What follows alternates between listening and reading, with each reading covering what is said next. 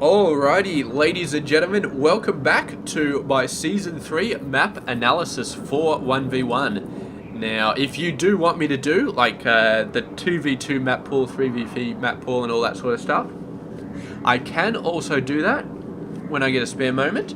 I'm not planning on doing it, however, so you will have to let me know in the comments if you want me to do that, and I'll see if I can do it at some point, but for now, I'm just focusing on the 1v1 map pool editions. This is the final edition. It's going to be Nimbus LE, and it looks like a fairly standard-ish map. It does have some very funky stuff. So here we go. Here's the main base right here.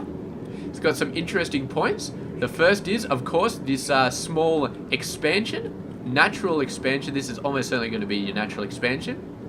It's inside. There's no danger of being hit by ground.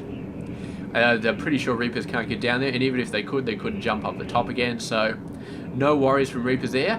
Air-wise, of course, it is quite open. You will have to build missile turrets and all that sort of stuff. It's a nice landing pad for medevacs and warp prisms over here, so watch out for that. But very, very fast expansion is going to be the name of the game right here.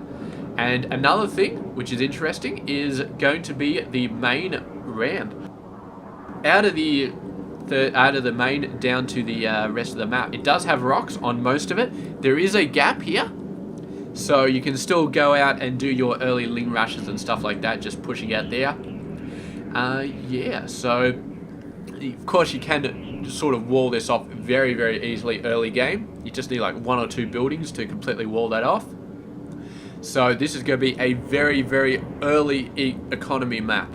Extremely early economy map. And it's going to be great for Terran and Protoss players. They chuck up an expansion, they wall this off early game. They're laughing all the way to the bank. Zerg players still got a fairly decent option. If they want to go fast third, they've got a third base right here.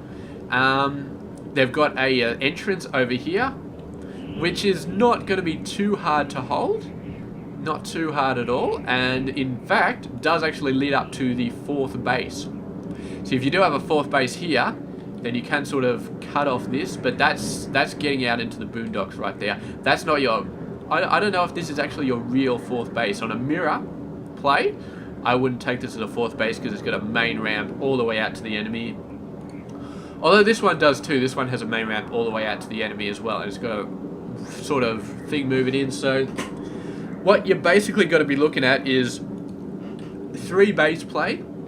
You've got this ramp, which is going to be the main entrance, and you've also got to worry about people coming in here. But this is a little bit easier to hold, a little bit narrower.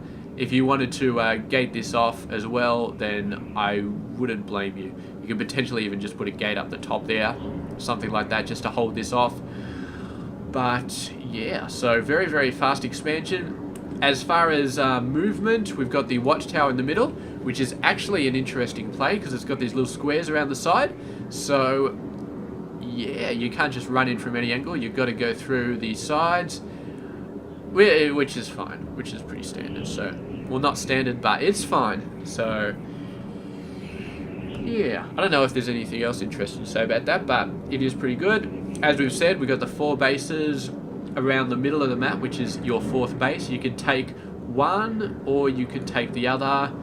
I think they both have yeah, they both have merits. This one is obviously if you take this 4th one, so I will go at it from this angle because that's what I'm used to. So if you're down the bottom left, you take this one, you're automatically covering the other entrance to your 3rd base. You do have these big entrances open. If you take this one, then you're sort of covering this base from air a little bit, but you do have these massive ramps coming in and this massive ramp in the middle, so you'd have to move out, try and cover this area. It's going to be a lot harder to cover on ground, and you've still got this entrance open from the side. So it's an interesting choice on which map, on which 4th base to grab. I'd say probably this one. But, I mean, you're kind of screwed either way when it comes to picking a 4th base, because this one is relatively open. At least then, when they run in, they've got a little bit of a gap to get through there. This one, there's no gap, they just run in, there's just all over. But I don't know, it's interesting. It is very interesting. I'd say probably this one I would pick as my 4th base, but then again, I barely ever get to 4 bases when I'm playing, so what do I know? Yeah, really, really cool stuff. And of course, this area is just sort of a dead zone. It's not as wide a dead zone as you could be. You're running through, there's almost no potential for just skipping, like just 2 armies just running past and ignoring each other. You'd have to go through the 4th bases to sort of look for that. So if your opponent is going to be going for your main base, you're almost certainly going to know that it's happening if you have watchers on both of the 4 bases near your base. So that's going to be very important, to at least have eyes on both of those 4 bases, and then you just got to worry about the middle, and you've got all your you've got everything covered over. So yeah, that has been it. That is Nimbus right there, and not actually too much to talk about. So I mean, we talked about the 3rd base. The 3rd base, very, very standard to get in here. And even Terran and Protoss players, I feel like they could be fairly comfortable getting an early 3rd base right here. I think, yeah, fairly comfortable. It's not going to be a scary situation at all. You've just got to cover this gap, and you've got to cover that gap, and you've got 3 bases, so it's beautiful. Air-wise, this base is going to be a problem, though. That's definitely going to be a problem, and early drops are going to be quite a lot harder to deal with, because if your army is stationed out here and you get dropped all the way over there, they're going to kill so much before your army can get over there. It's going to take you a million years to get up this ramp and defend that. So it's nasty as far as drops are concerned. It's very, very nasty, and this area is just so inviting for drop ships, for war prisms, for whatever you want to do. But there we go, and that's, as we've said before, that's another reason to get this as your 4th, because at least you can curtail some of that sort of stuff. Anyway, there we go. Nimbus LE has been covered pretty well, and yeah, it looks like a pretty insane map. So that's it. That's it for the 1v1 map pool.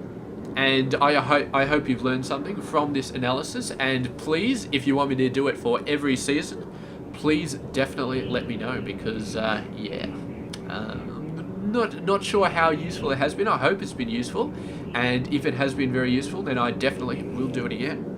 So thank you very much for watching, and I'll catch you guys with some more Daily Masters whenever the next one comes up. I'll see you guys then.